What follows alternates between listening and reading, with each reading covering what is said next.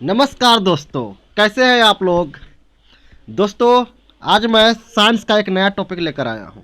इस टॉपिक का नाम है गति, जिसे इंग्लिश में बोलते हैं मोशन।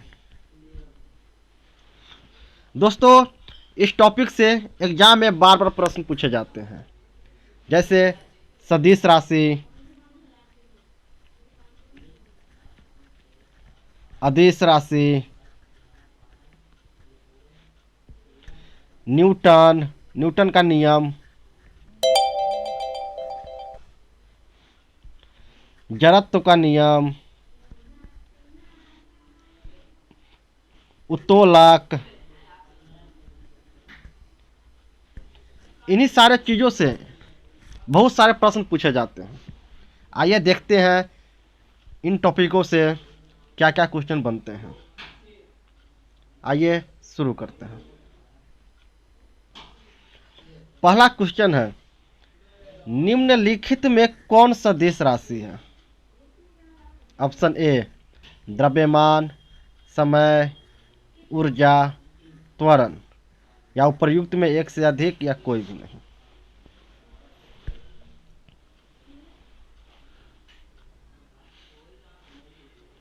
आइए उत्तर की चर्चा करते हैं।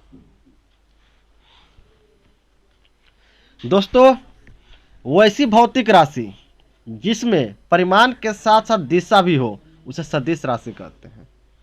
अर्थात जिसमें परिमाण भी हो और दिशा भी हो तभी वो सदिश राशि होगी। जैसे वेग, विस्थापन, बल, त्वरण। वेग, विस्थापन, बल, त्वरण, इसमें क्या होता है, परिमाण भी होती है और दिशा भी होती है, इसलिए इसे सदिश राशि कहते हैं। ठीक है दोस्तों।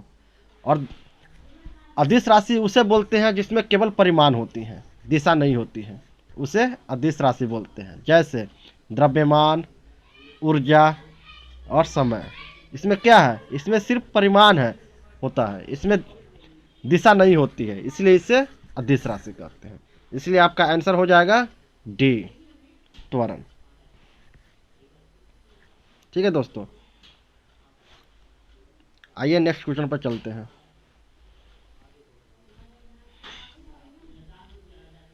निम्नलिखित में कौन अदिश राशि है।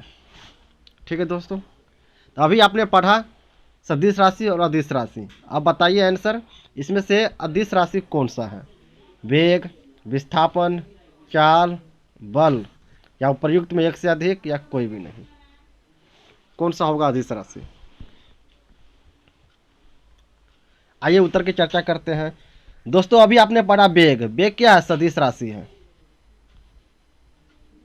विस्थापन क्या है, सदिश राशि है। बल क्या है, सदिश राशि है। त्वरण क्या है, सदिश राशि है। चाल, चाल दोस्तों अदिश राशि है। इसमें केवल परिमाण होता है, दिशा नहीं होती है, इसलिए आंसर आपका हो जाएगा सी, चाल। ठीक है दोस्तों, एक्सप्लेनेशन देख लीजिए। वैसी भौतिक राशि जिसमें केवल परिमाण होता है, दिशा नहीं होता, उसे अदिश राशि कहते हैं। जैसे द्रव्यमान, चाल, आयतन, कार्य, समय, ऊर्जा, ये सब क्या है, अदिश राशि है।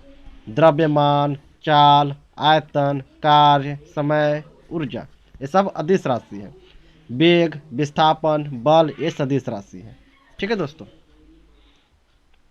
तो इसका आंसर हो जाएगा सी, चाल। चाल क्या है, एक अदिश राशि है। ठीक है दोस्तों, आइए नेक्स्ट टॉपिक पे चलते हैं, नेक्स्ट क्वेश्चन पे चलते हैं। जड़त्व का नियम संबंधित है। क्वेश्चन है कि जड़त्व का नियम किससे संबंधित है। न्यूटन के प्रथम गति नियम से, न्यूटन के द्वितीय गति नियम से, न्यूटन के तृतीय गति नियम से, संवेग के संरक्षण सिद्धांत से, या उपर्युक्त में एक से अधिक या कोई भी नहीं।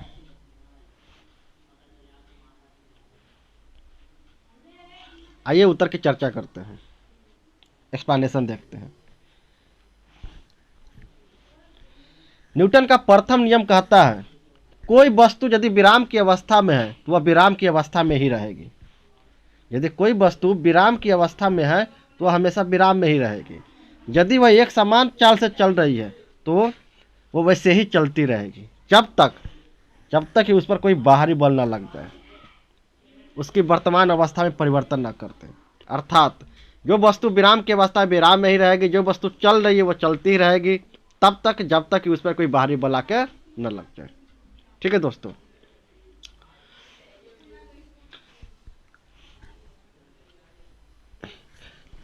न्यूटन के इस प्रथम नियम को गैलीलियो का नियम भी कहते हैं। क्या कहते हैं? गैलीलियो का नियम।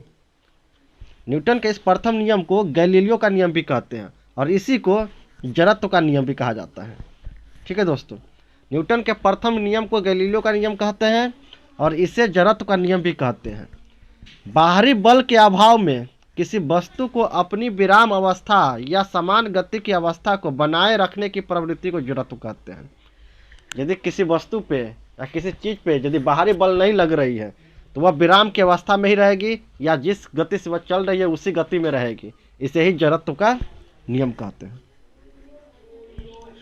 न्यूटन के प्रथम नियम से बल की परिभाषा भी मिलती है। न्यूटन के प्रथम नियम से क्या होता है? बल की परिभाषा भी मिलती है। अर्थात न्यूटन के प्रथम नियम 3 चीज़ों को दर्शा रहा है। पहला गैलीलियो का नियम, दूसरा जड़त्व का नियम और तीसरा बल की परिभाषा। जड़त्व का नियम, बल की परिभाषा और गैलीलियो का नियम, 3 नियम पता चल रहा है। न्यूटन का प्रथम नियम बोलता क्या है? यदि कोई वस्तु विराम अवस्था में है तो विराम अवस्था में ही रहेगी, यदि कोई वस्तु गति की अवस्था में है तो गति की अवस्था में रहेगी तब तक जब तक कोई बाहरी बल आकर न लग जाए। ठीक है दोस्तों, तो इसका आंसर हो जाएगा जड़त्व का नियम किससे संबंधित है? न्यूटन के प्रथम गति नियम से। Answer A.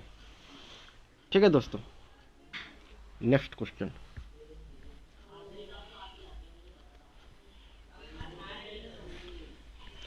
रेलगाड़ी के अचानक चल पड़ने पर उसमें बैठे यात्री पीछे की ओर झुक जाते हैं, यह किसका उदाहरण है?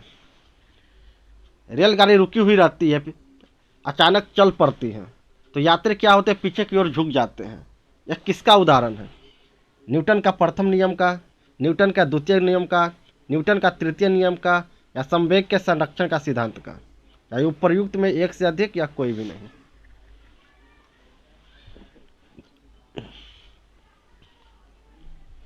आइए दोस्तों उत्तर की चर्चा करते हैं। दोस्तों अभी आपने पढ़ा कि जो वस्तु विराम की अवस्था में रहेगी वो हमेशा विराम की अवस्था में रहेगी तब तक जब तक कि वो उस पर कोई बाहरी बल कार्य न करे। ठीक है दोस्तों, तो रेलगाड़ी क्या है? अचानक चल पड़ने पर, यानी रेलगाड़ी पहले से रुकी हुई थी फिर अचानक वो चल पड़ी, इसका मतलब कोई बाहरी बल कार्य किया उस पर। न्यूटन का गति का प्रथम नियम क्या बोलती है कि जब कोई वस्तु विराम की अवस्था में तो विराम की अवस्था में रहेगी तब तक जब तक कि कोई बाहरी बल न कार्य करे। बाहरी बल लगते ही वह विराम से गति की अवस्था में आ जाएगी। तो रेलगाड़ी पहले रुकी हुई थी, जब उस पर बल लगा तो वो चल पड़ी, तो क्या होगा? न्यूटन का प्रथम नियम। किसका उदाहरण है? न्यूटन का प्रथम नियम। आइए एक्सप्लेनेशन देखते हैं। ठहरी हुई मोटर या रेलगाड़ी का अचानक चल पड़ने पर उसमें बैठे यात्री पीछे की ओर झुक जाते हैं, यह जड़त्व का उदाहरण है जो न्यूटन के प्रथम नियम से संबोधित होता है। अर्थात यह न्यूटन के प्रथम नियम पर आधारित है। जड़त्व का अन्य उदाहरण है चलती हुई मोटर कार के अचानक रुकने पर उसमें बैठे यात्री आगे की ओर झुक जाते हैं। एक था कि रेलगाड़ी था, वो पहले से रुकी हुई थी, जब उसे बल लगा तो अचानक चल पड़ा, यह जड़त्व का नियम था, यह न्यूटन का प्रथम नियम था। ठीक है, अब है कि गाड़ी चल रही है और अचानक रुक जा रही है, तो क्या हो रहा है कि यात्री आगे की ओर झुक जाती है। चलती हुई गाड़ी पे जब अचानक ब्रेक मारते हैं तो क्या होता है कि यात्री आगे की ओर झुक जाती है। यह किसका उदाहरण है? यह भी जड़त्व का उदाहरण है। और तीसरा है कंबल को हाथ से पकड़कर डंडे से पीटने पर धूल के कण नीचे गिर जाते हैं। कंबल है, कंबल को हाथ से पकड़िए फिर डंडे से मारेंगे तो धूल के कण क्या होगा? नीचे की तरफ गिर जाएगी। यह भी जड़त्व का ही उदाहरण है, अर्थात न्यूटन के प्रथम नियम पर ही आधारित है। ठीक है दोस्तों, यहाँ पे हमने 3 उदाहरण देखा। पहला कि जब रेलगाड़ी अचानक चल पड़ती है तो यात्री पीछे की ओर झुक जाते हैं। दूसरा, यदि कोई मोटर गाड़ी पहले से चल रही है और अचानक रुक जाती है तो यात्री आगे की ओर झुक जाती है। और तीसरा, कंबल को हाथ से पकड़कर डंडे से पीटने पर धूल के कण नीचे गिर जाते हैं। ये तीनों जड़त्व के नियम पर आधारित है, अर्थात न्यूटन के प्रथम नियम पर आधारित है। ठीक है दोस्तों, इसका आंसर हो जाएगा रेलगाड़ी का अचानक चलने पर उसे बैठे यात्री पीछे की ओर झुक जाते हैं। किसका उदाहरण है? न्यूटन का प्रथम नियम। Answer A. Next question, Newton के किस नियम से बल का व्यंजक प्राप्त होता है? प्रथम नियम से, द्वितीय नियम से, तृतीय नियम से, चतुर्थ नियम से, या उपर्युक्त में एक से अधिक, या कोई भी नहीं। न्यूटन के किस नियम से बल का व्यंजक प्राप्त होता है? अभी आपने पढ़ा थोड़ी देर पहले कि न्यूटन के प्रथम नियम से बल की परिभाषा प्राप्त होती है। ठीक है दोस्तों, याद रखना, कंफ्यूज मत करना। न्यूटन के प्रथम नियम से बल का परिभाषा प्राप्त होती है। यहाँ पे क्वेश्चन आपसे पूछ रहा है कि न्यूटन के किस नियम से बल का व्यंजक प्राप्त होती है?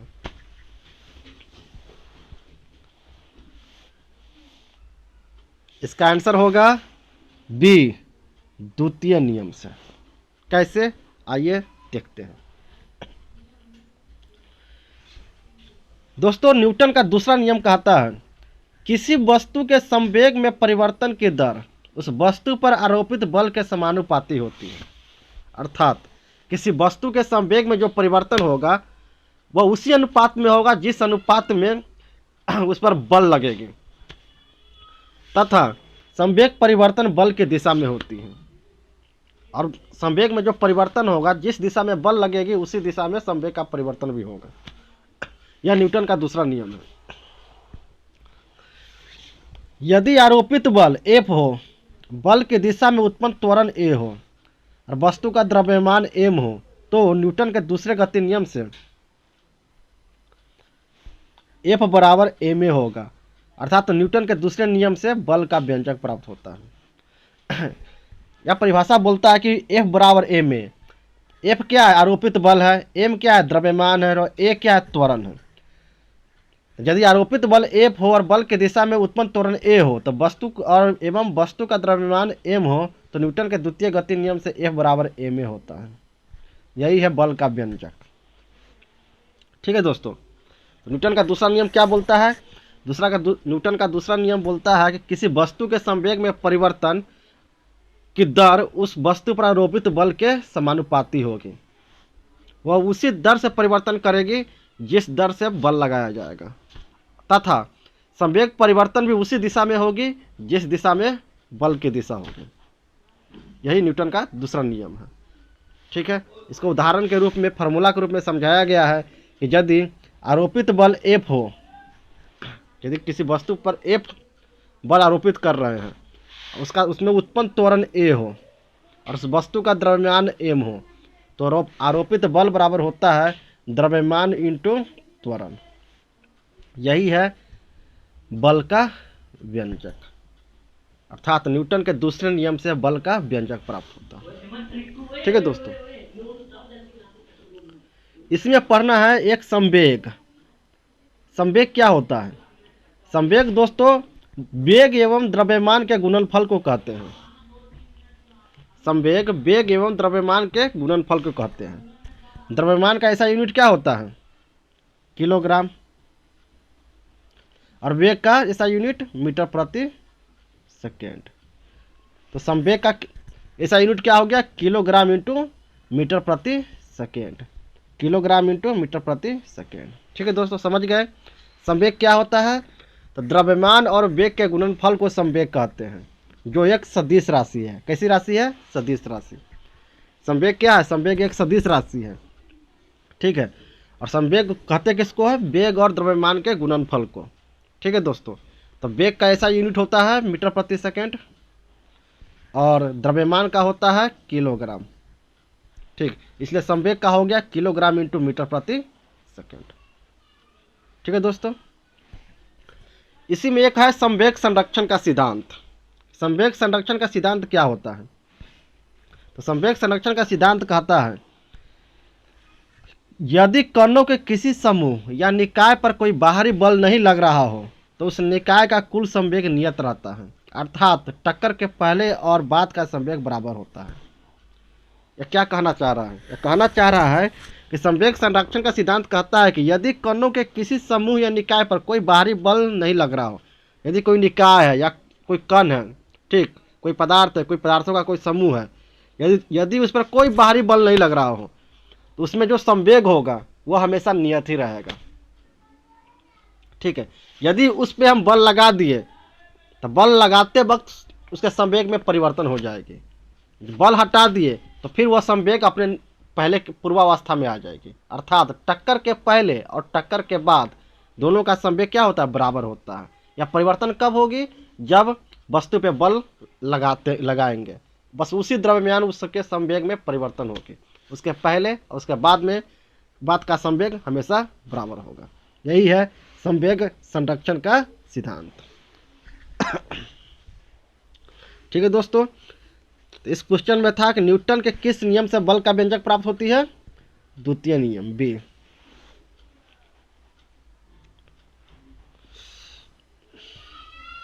नेक्स्ट क्वेश्चन, रॉकेट को उड़ाने में किस नियम का प्रयोग होता है? रॉकेट को उड़ाने में किस नियम का प्रयोग किया जाता है? न्यूटन का प्रथम नियम, न्यूटन का द्वितीय नियम, न्यूटन का तृतीय नियम, संवेग संरक्षण का सिद्धांत। उपर्युक्त में एक से अधिक या कोई भी नहीं। क्या होगा आंसर? तो दोस्तों, रॉकेट को उड़ाने में न्यूटन के तृतीय गति नियम का प्रयोग होता है। जी हाँ दोस्तों, कैसे? आइए देखते हैं। रॉकेट को उड़ाने में न्यूटन का तृतीय गति नियम काम आता है। न्यूटन का तृतीय गति नियम कहता है प्रत्येक क्रिया के बराबर परंतु विपरीत दिशा में प्रतिक्रिया होती है। यदि हम कोई क्रिया करते हैं तो उसके बराबर मात्रा में और विपरीत दिशा में भी प्रतिक्रिया होगी, उसी को बोलते हैं न्यूटन का तीसरा नियम। जैसे बंदूक से कोई गोली चलाता है, बंदूक से गोली चलाने पर चलाने वाले को पीछे की ओर धक्का लग जाता है, विपरीत दिशा में। गोली तो आगे की तरफ जा रही है, धक्का पीछे की तरफ लग रही है। प्रत्येक क्रिया के बदले विपरीत दिशा में प्रतिक्रिया हो रही है, और वह भी बराबर मात्रा में। इसी को बोलते हैं न्यूटन का तृतीय गति नियम। बंदूक से चलाने पर चलाने वाले को पीछे की ओर धक्का लगना किसका उदाहरण है? न्यूटन का तीसरा नियम। या कोई नाव पे व्यक्ति बैठा हुआ है, ठीक है, और किनारे पर कूदना चाह रहा है, तो जब वो किनारे पर कूदेगा तो नाव क्या होगा? पीछे की ओर हट जाएगा। किनारे पर बैठा हुआ है और नाव पे बैठा हुआ है, और जब वह किनारे पर कूदेगा तो क्या होगा? नाव पीछे की ओर चला जाएगा। इसी को बोलते हैं न्यूटन का तीसरा गति नियम। प्रत्येक क्रिया के बदले विपरीत दिशा में प्रतिक्रिया होगी बराबर मात्रा में। ठीक उसी प्रकार से रॉकेट को उड़ाने में भी न्यूटन का तृतीय गति नियम का प्रयोग होता है। ठीक है दोस्तों, तो अब आपने अभी देखा कि न्यूटन का तीसरा गति नियम क्या है। तो न्यूटन का तीसरा गति नियम है प्रत्येक क्रिया के बराबर परंतु विपरीत दिशा में प्रतिक्रिया होती है। इसके उदाहरण के रूप में आपने देखा कि बंदूक से गोली चलाने पर चलाने वाले पीछे की ओर गिर जाते हैं, पीछे की ओर चले जाते हैं, उसे पीछे की ओर धक्का लग जाता है। नाव से किनारे पर जब कूदेंगे तो नाव पीछे की ओर हो जाएगी। रॉकेट को उड़ाएंगे तो इसमें भी न्यूटन का तीसरा नियम प्रयोग होगा। ठीक है दोस्तों, तो रॉकेट को उड़ाने में किस नियम का प्रयोग होता है? न्यूटन का तीसरा नियम। ऑप्शन सी आंसर सही होगा। ठीक है दोस्तों, नेक्स्ट क्वेश्चन,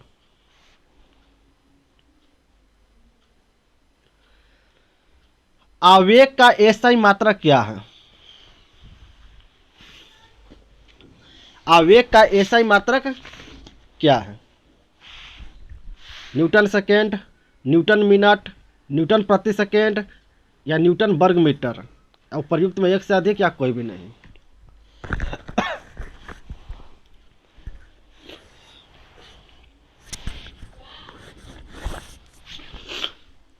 आइए दोस्तों उत्तर की चर्चा करते हैं। आवेग दोस्तों बल और समय अंतराल के गुणनफल को कहते हैं। समय अंतराल आवेग जो होता है या बल और समय अंतराल के गुणनफल को कहते हैं। ठीक है दोस्तों, तो बल का एसआई मात्रा क्या होता है? न्यूटन, और समय का सेकेंड। ठीक है, तो क्या हो गया? Newton second. आवेग का एसआई मात्रा क्या हो गया? Newton second. ठीक है दोस्तों, आइए थोड़ा सा और एक्सप्लेनेशन देखते हैं। जब कोई बाहरी बल किसी वस्तु पर थोड़े समय के लिए काम करता है तो बल तथा समय अंतराल के गुणनफल को आवेग कहते हैं। ठीक है, अभी आपने पढ़ा आवेग बराबर बल गुने समय अंतराल। बल का एसआई मात्रा क्या होता है? न्यूटन, गुने तो गुने समय अंतराल का, समय का क्या होता है एसआई मात्रक? सेकेंड। क्या हो गया? Newton second. आवेग भी एक सदिश राशि है, और ये आवेग होता है, संवेग में परिवर्तन को भी आवेग ही बोलते हैं। ठीक है दोस्तों, तो आवेग का एसआई मात्रा क्या हो गया? Newton second. संवेग का एसआई मात्रा क्या था? किलोग्राम इंटू मीटर प्रति सेकेंड। संवेग भी एक सदिश राशि है, आवेग भी एक सदिश राशि है। कंफ्यूज मत करना कि संवेग एक सदिश राशि है तो आवेग एक अदिश राशि हो जाएगा, ऐसा नहीं है। संवेग भी सदिश राशि है और आवेग भी अदिश राशि है। ठीक है दोस्तों, आइए नेक्स्ट टॉपिक पे चलते हैं, नेक्स्ट क्वेश्चन पे चलते हैं। दूध से मक्खन निकालने की मशीन किस सिद्धांत पर कार्य करती है? दूध से जब मक्खन निकालते हैं, मक्खन निकालने वाला जो मशीन होता है वह किस सिद्धांत पर कार्य करता है? अपकेंद्रीय बल, अभिकेंद्रीय बल, संवेग संरक्षण या विकल्प? छूट गया है, ए और बी दोनों होगा, ए प्लस बी, या उपर्युक्त में एक से अधिक या कोई भी नहीं। क्या होगा आंसर?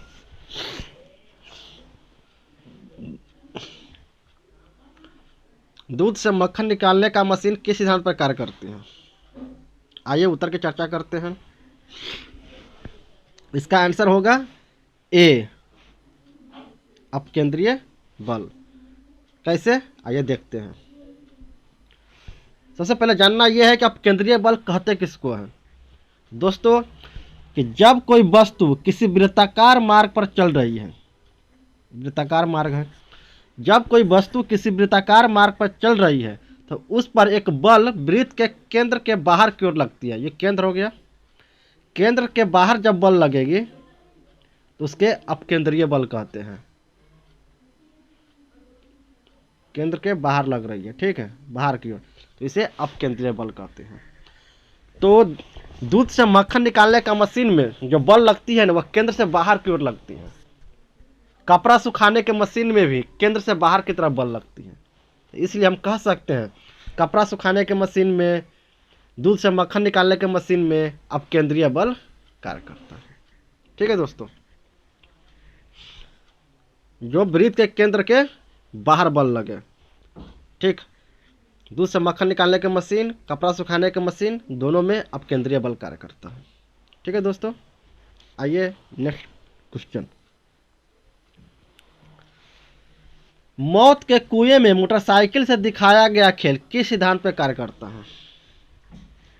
अभिकेंद्रीय बल, अपकेंद्रीय बल, संवेग संरक्षण या विकल्प ए और बी दोनों, या उपर्युक्त में एक से अधिक या कोई भी नहीं। मौत का कुआं वाला खेल तो आपने देखा होगा मेला में, कैसे वो लोग खेलते हैं, बिल्कुल भी डर नहीं लगता उनको, दर्शकों को बहुत मजा आता है। या किस सिद्धांत पर कार्य करता है?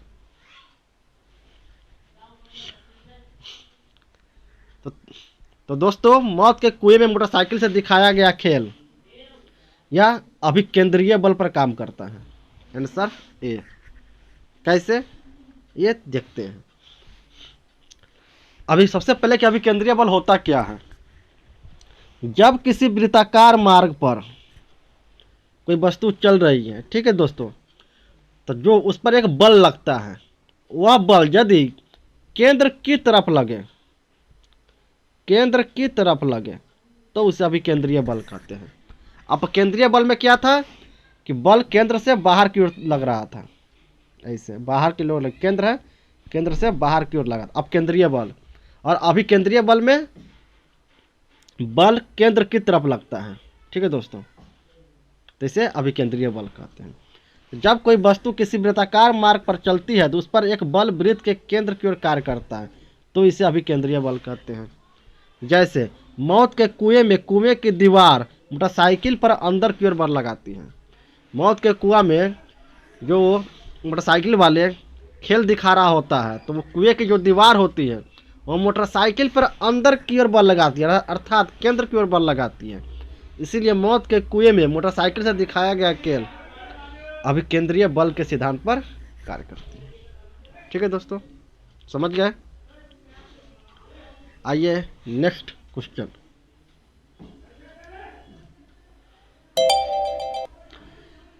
नेक्स्ट क्वेश्चन है, कैंची, पिलास, साइकिल ब्रेक किस प्रकार का उदाहरण है? प्रथम श्रेणी का उत्तोलक, द्वितीय श्रेणी का उत्तोलक, तृतीय श्रेणी का उत्तोलक, चतुर्थ श्रेणी का उत्तोलक, या उपर्युक्त में एक से अधिक या कोई भी नहीं। यह उत्तोलक से प्रश्न है दोस्तों।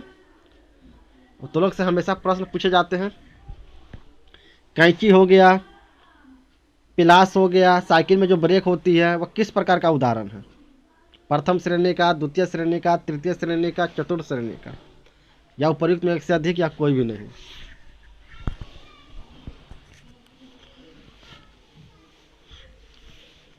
आइए दोस्तों उत्तर की चर्चा करते हैं। सबसे पहले जानेंगे कि उत्तोलक होता क्या है। ठीक है दोस्तों, देखते हैं। दोस्तों उत्तोलक एक क्या होता है? उत्तोलक एक छड़ होता है, एक सीधा या टेढ़ा छड़ होता है जो किसी निश्चित बिंदु है, ठीक है, कोई है बिंदु है, उस बिंदु के चारों ओर स्वतंत्रता पूर्वक यदि वह घूम रही है, कोई छड़ है, वो ये छड़ चारों तरफ ऐसे घूम रही है, बिंदु के लटका दिए, वह छड़ चारों तरफ घूम रही है, इसी को बोलते हैं उत्तोलक। एक ऐसा छड़ जो किसी निश्चित बिंदु के चारों ओर स्वतंत्रता पूर्वक घूम सके उसे क्या बोलते हैं? उत्तोलक बोलते हैं। ठीक है, इस उत्तोलक में दोस्तों 3 बिंदु होती है। एक होता है आलंब, दूसरा है आयास, तीसरा है भार। इस उत्तोलक में कितने बिंदु होते हैं? 3 बिंदु था, ऐसे था, नाच रहा था ऐसे। ठीक है, तो इसमें 3 बिंदु है। पहला है आलंब, दूसरा है आयास, तीसरा है भार। जिस निश्चित बिंदु के चारों ओर उत्तोलक के छड़ स्वतंत्रता पूर्वक घूम सकती है उसे आलंब कहते हैं। ये बिंदु है, इस बिंदु के सहारे क्या हो रहा है? छड़ चारों तरफ घूम रही है, तो इसे बोलेंगे आलंब। आलंब। ठीक है दोस्तों, इस छड़ को चारों तरफ घुमाने में, स्वतंत्रता पूर्वक चारों तरफ घुमाने में जो बल लगता है उसे बोलते हैं आयास। क्या बोलते हैं? आयास। ठीक है दोस्तों, जिस बिंदु के चारों तरफ घुमा उसे आलंब, जिस बल के द्वारा घूम रहा है उसे आयास, और जो भार लेके घूम रहा है, जो बोझ लेके घूम रहा है उसे बोलते हैं भार। उत्तोलक के यही 3 बिंदु हैं, आलंब, आयास और भार। जिस बिंदु के चारों तरफ घूमेगा उसे आलंब बोलेंगे, जिस बल के द्वारा घूमेगा उसे आयास बोलेंगे, और जो बोझ लेके घूमेगा उसे भार बोलेंगे। ठीक है दोस्तों, समझ गए होंगे आप उत्तोलक क्या होता है और उत्तोलक में 3 बिंदु क्या होते हैं। ये कि जिस निश्चित बिंदु के चारों ओर उत्तोलक के छड़ स्वतंत्रतापूर्वक घूम सकती है उसे आलंब कहते हैं। उत्तोलक को उपयोग में लाने के लिए जो बल लगाया जाता है उसे आयास कहते हैं। उत्तोलक के द्वारा जो बोझ उठाया जाता है उसे भार कहते हैं। ठीक है दोस्तों, अब दोस्तों उत्तोलक ना 3 प्रकार के होते हैं। प्रथम श्रेणी का उत्तोलक, द्वितीय श्रेणी का उत्तोलक और तृतीय श्रेणी का उत्तोलक। आपसे क्वेश्चन यहाँ से पूछा जाएगा। प्रथम श्रेणी का उत्तोलक, द्वितीय श्रेणी का उत्तोलक, तृतीय श्रेणी का उत्तोलक। आइए देखते हैं प्रथम श्रेणी का उत्तोलक क्या होता है, द्वितीय श्रेणी का उत्तोलक क्या होता है और तृतीय श्रेणी का उत्तोलक क्या होता है। प्रथम श्रेणी के उत्तोलक में क्या होता है कि आलंब आयास और भार के बीच में होता है। आलंब जो होता है क्या होता है? आयास और भार के बीच में होता है। इधर आयास, इधर भार, एक साइड आयास, एक साइड भार, बीच में होगा आलंब। अवलंब हर हाल में आयास और भार के बीच में होना चाहिए, तभी वह प्रथम श्रेणी का उत्तोलक होगा। ठीक है दोस्तों, इसमें एक और बातें हैं, इसका जो यांत्रिक लाभ होता है एक से अधिक भी हो सकता है, एक के बराबर भी हो सकता है, एक से कम भी हो सकता है। ठीक है दोस्तों, दो बातें आपने देखा प्रथम श्रेणी के उत्तोलक में, पहला कि आलंब आयास और भार के बीच में होगा, और दूसरा इसका यांत्रिक लाभ एक से अधिक भी होगा, या एक के बराबर भी हो सकता है, या एक से कम भी हो सकता है। ठीक है, जैसे उदाहरण से आपसे प्रश्न पूछा जाता है, अभी अभी के सवाल में आपसे उदाहरण से सवाल पूछा गया था, इसका उदाहरण क्या क्या है वो देख लेते हैं। जैसे कैंची, पिलास, सींडासी, कील उखाड़ने का मशीन, शीश झूला, साइकिल का ब्रेक, हैंड पंप, ये सब क्या है, प्रथम श्रेणी का उत्तोलक है। कैंची, पिलास, सींडासी, कील उखाड़ने का मशीन, शीश झूला, cycle brake, hand pump. Hand pump प्रथम श्रेणी का उत्तोलक है, साइकिल ब्रेक प्रथम श्रेणी का, शीश झूला प्रथम श्रेणी का, कील उखाड़ने का जो मशीन होता है जिस मशीन से कील उखाड़ते हैं प्रथम श्रेणी का, सींडासी प्रथम श्रेणी का, पिलास प्रथम श्रेणी का, कैंची प्रथम श्रेणी का, ये सब प्रथम श्रेणी का उत्तोलक है। ठीक है दोस्तों, तो प्रथम श्रेणी के उत्तोलक में आपने तीन चीज़ें देखा, पहला कि आलंब आयास और भार के बीच में होता है, इसका यांत्रिक लाभ एक से अधिक और एक के बराबर या एक से कम भी हो सकता है। उदाहरण में कैंची, पिलास, सिंटासी, कील उखाड़ने का मशीन, शीश झूला, साइकिल का break, hand pump.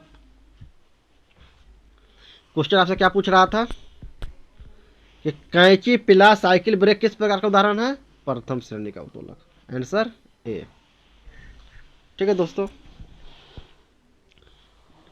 Next question,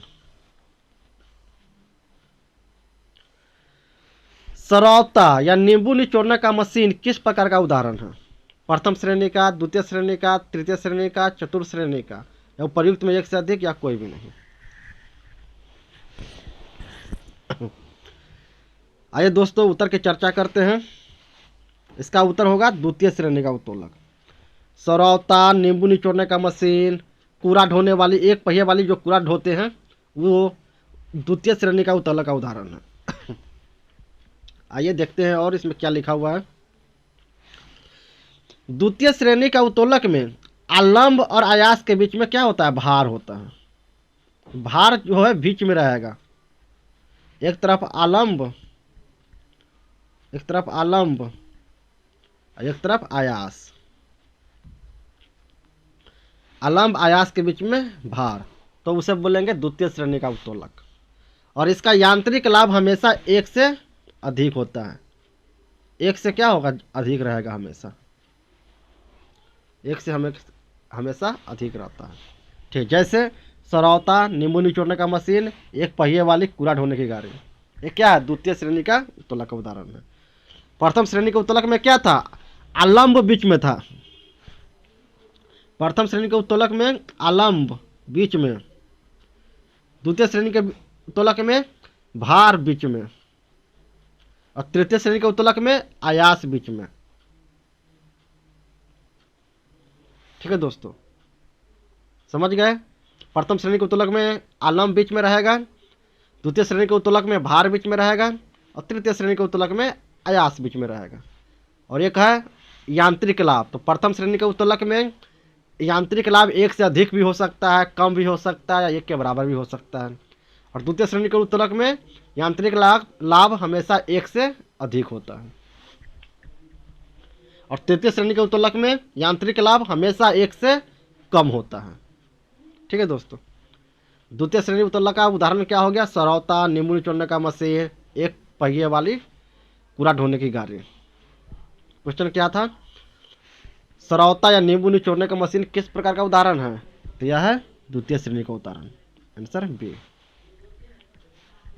आइए लास्ट क्वेश्चन देखते हैं। चिमटा और मनुष्य के हाथ किस प्रकार के उत्तोलक का उदाहरण है।